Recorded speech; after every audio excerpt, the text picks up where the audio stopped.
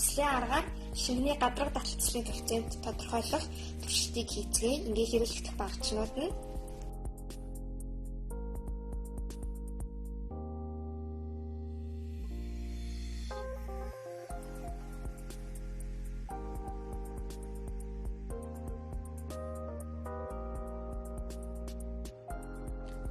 ингээд туршилтаа эхлэе.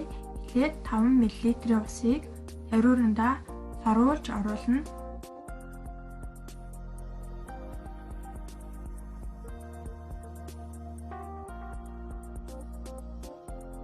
Саруулсан усаа системдээ юулна. Хийхээсээ өмнө системээ төвчнээ шалгах хэрэгтэй.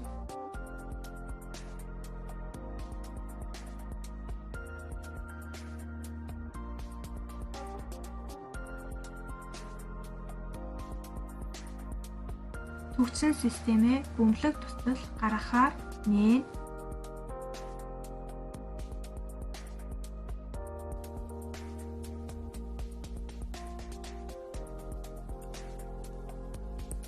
Энэ маягаар туслахынхаа тоог тоолно.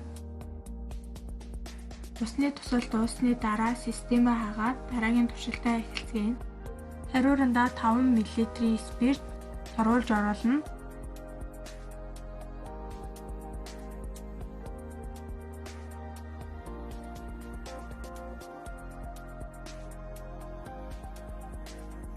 Саруулсан спиртээ системэндээ юулж оруулна.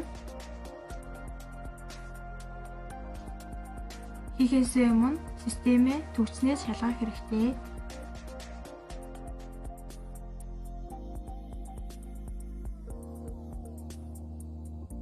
Усны адал спиртний туслыг тоолно.